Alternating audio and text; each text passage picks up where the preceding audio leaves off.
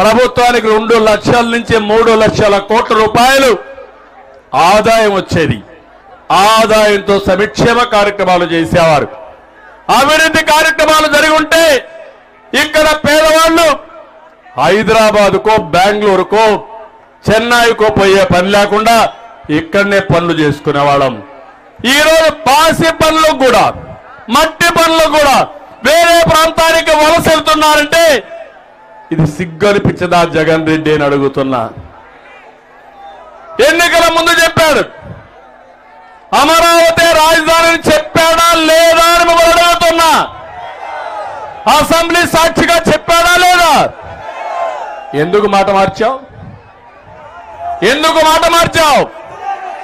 ఇప్పుడు 3 రాజధానులు అన్నాడు, మళ్ళా 4వ రాజధాని హైదరాబాద్ అంటున్నాడు. మళ్ళా ఏమమ్మా భిక్షమెత్తుకుంటే ఆస్తిలో వాటా ఇస్తారా అని మిమ్మల్ని అడుగుతున్నా.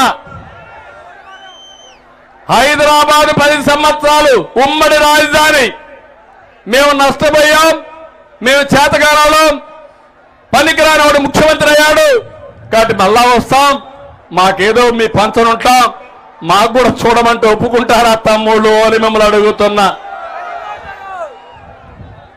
అదే జరిగింది రాష్ట్రంలో. విభజన జరిగింది, నష్టం జరిగింది. నేను పోరాడాను.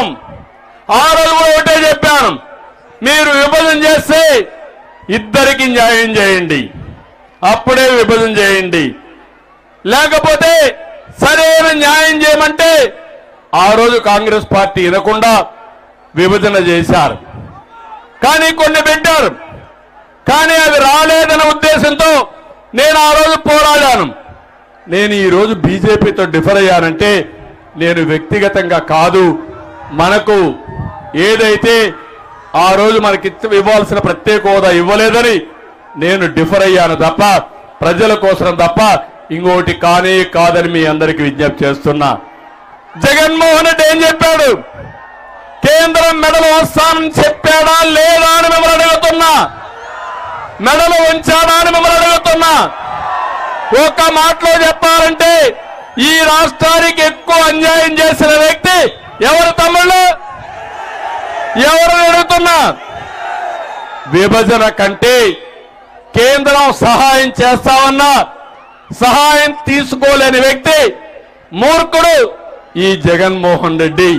ఈ 5 సంవత్సరాల్లో పూర్తిగా నష్టపోయాం.